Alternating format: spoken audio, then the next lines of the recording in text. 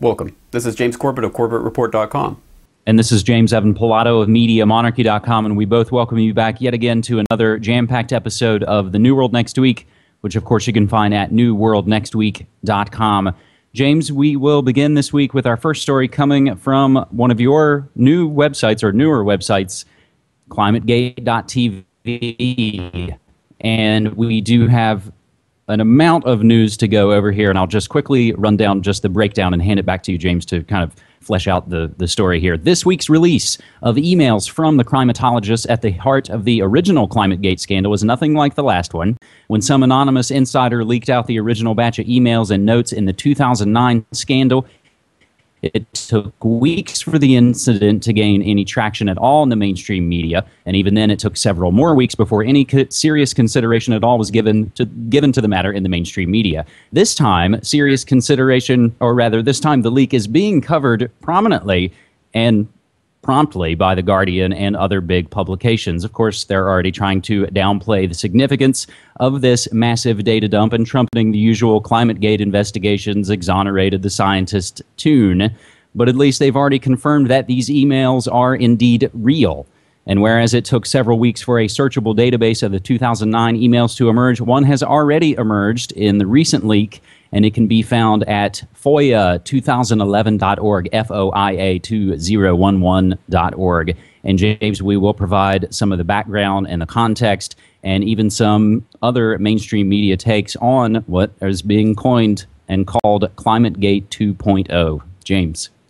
Well, that's right. They say lightning doesn't strike twice, but here is proof to the contrary, because obviously this is incredible. And it comes right on the eve of the major World Climate Conference that we were just talking about in Durban. And last time, of course, in 2009, it was just before the Copenhagen Conference, which really had a lot of political steam behind it and still had the momentum of all of those years of fear-mongering over this non-scare, this hoax perpetrated by the UN approved scientists. And in 2009, when it came out, it really did start to derail that agenda in a major way. And it did, as I said in that article, it took weeks for it to come out originally, but this time it's really, this second leak, this new leak of emails is coming out in days.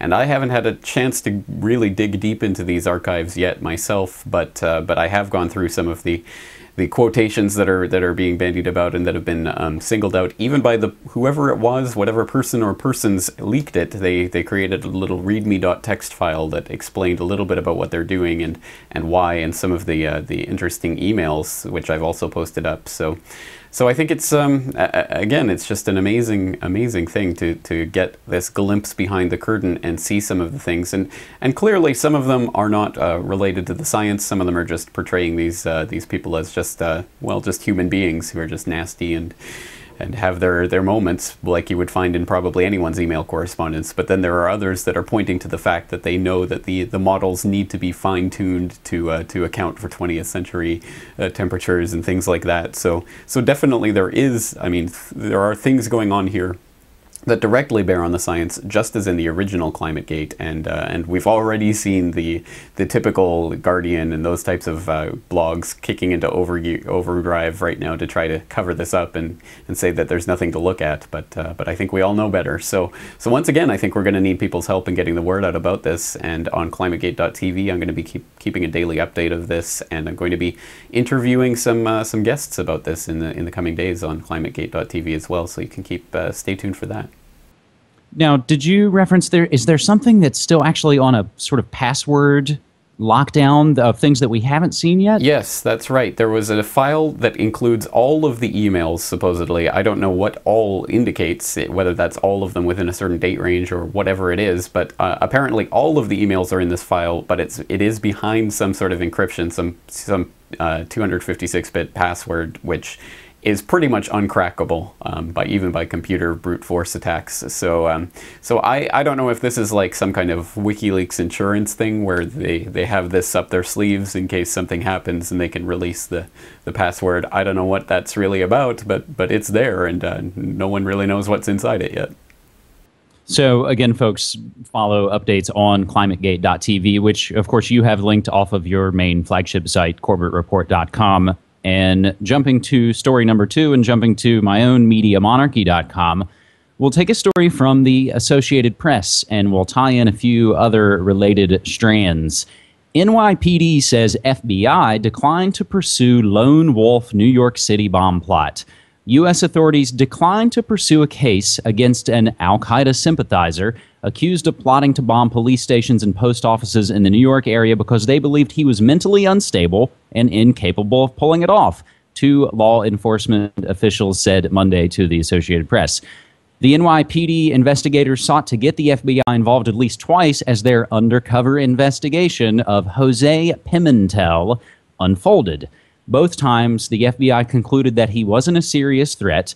The FBI concluded that the 27-year-old Pimentel, quote, didn't have the predisposition or the ability to do anything on his own, end quote, one of the officials said.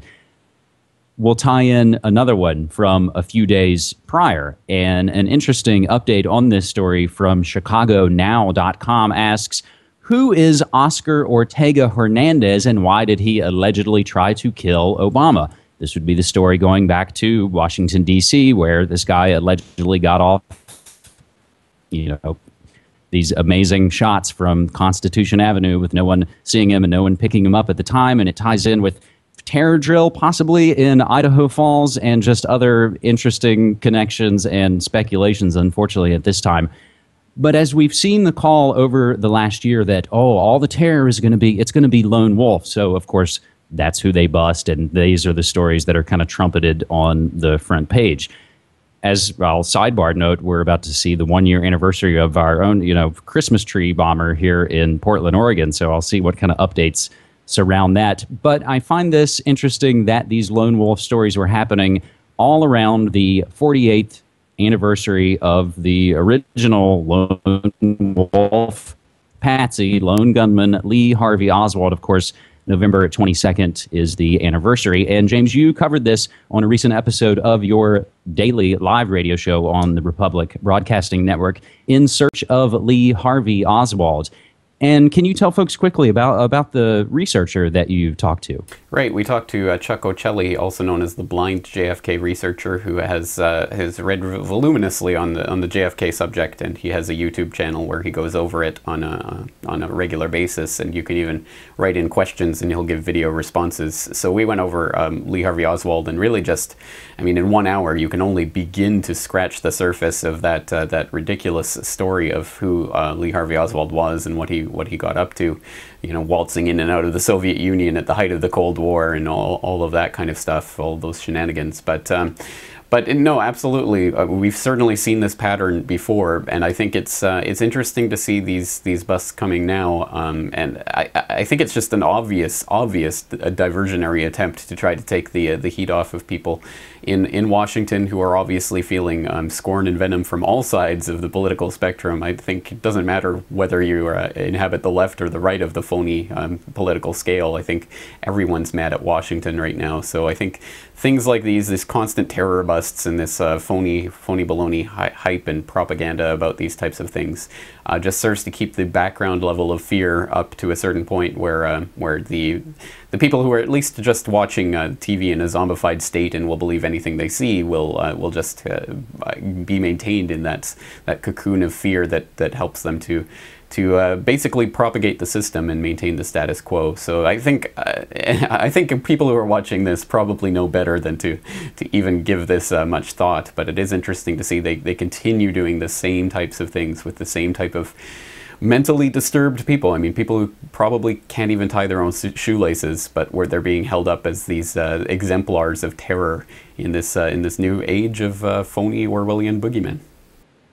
It's interesting to note that the feds, as it was noted, as the NYPD tried to get the feds involved, twice demurred. I've seen other articles, and again, we'll provide all this, that basically had the feds saying, yeah, but you guys did this weird informant thing, and it's going to be a no good case, like so many of these busts are, with people who have no ability or predisposition to do anything if they hadn't been funded and trained and prodded every step of the way.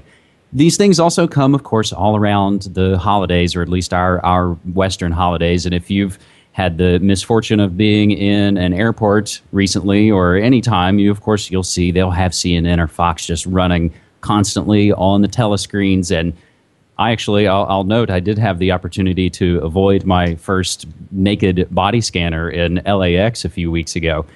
But even then, the television screens were running, nonstop Penn State, child abuse scandal news, and it becomes the backdrop for people when they're traveling or when they're going, to family. And it's these talking points, and it never really, unfortunately, goes deeper other than, the phony partisan bickering between the phony left and right. So, James, what I'm kind of prefacing here and setting up is it here, as I come to you in Portland, Oregon, it's the 23rd of November, just a few hours away from Thanksgiving. And of course, all the travel, all of those things are all only going to escalate, and we hope everyone is safe out there in the world. But we'll move for our third and final story this week to foodworldorder.com. Oregon tops the nation in food stamp use, and we take this from KEZI out of Eugene, Oregon. Oregon has the highest percentage of people on food stamps in the nation. A newly released U.S. Census survey reports 18% of Oregonians said they rely on a federal program for food. Food stamp use in Oregon surged 23% last year and has doubled in the past 4 years. Supplemental Nutrition Assistance Program, or SNAP, says people can't get out of the cycle because of lower wages and continuous unemployment. Quote, if you have a family of 3 or 4 and you were getting $17 or $18 an hour, you're now getting 10 or 12. Even if you're employed, you're going to go to the food stamp benefits, said John Radich of the Department of Human Services. In Eugene, Oregon, 82,000 people used SNAP last month, James, and perhaps this last sentence is maybe the key to understanding perhaps why this is happening. The state received an award from the Department of Human Services for providing the easiest access to food stamps. Now, I know my home state of West Virginia is that kind of state that always gets tagged as being, oh, it's, poor people, it's welfare, they're abusing the system. But I know very well that there are a lot of people here in Oregon that I won't go so far as to say, yeah, they're using and abusing it, but they really do lean on it when it's people that I know full well are working and necessarily don't need it. And it's, I think, another case sometimes of people abusing something that's meant, for good for a certain segment of people, and it's the bad apple and it ruins the whole damn thing. James? Right. Exactly. Well, this is why we can't have nice things, right? No. That's it. Exactly. That's exactly why these types of government-run, bureaucracy-run welfare programs just fail on every level, from the people at the top who are skimming off at the top of the trough to the people at the bottom who are skimming off and really stealing food out of poor people's mouths by using food stamps they don't need. Again, it's just corruption at every level, and that's human nature. So to expect otherwise, I think, is folly, and that's why I think we have to build communities that are based around voluntarily doing things for other people. And when you know people in your community, you're less likely to pretend to be too poor and stealing food out of other people's mouths. I mean, that just doesn't work at that level. So I think this is just another example of overarching bureaucracy being part of the problem and not part of the solution. But again, it's just a sign of the times, isn't it, that food stamp use is up so much, obviously, because a lot of people are feeling the real pinch of these economic times. And again, that comes from macroeconomic problems that are created by the big boys at the top, and the way too much power that is given to these large multinationals and the government that is in their back pocket. You're absolutely right, James. As we bring to a close this 92nd episode of NewWorldNextWeek.com, I just want to say thanks so much. I believe we've now pretty much crossed our 2-year anniversary of doing these shows. And again, when it gets around this time, and I just, again, want to thank you for all the hard work you do, and just, how thankful and appreciative I am that you let me kind of ride along and do these shows, because I really enjoy it. Well, I thank you for joining us week after week after week and digging up great stories every week. And I'm also thankful that it's a sunny day here in Japan, although I hear it's different in Portland. It's quite different. Quite different. Thanks so much, man. Thank you.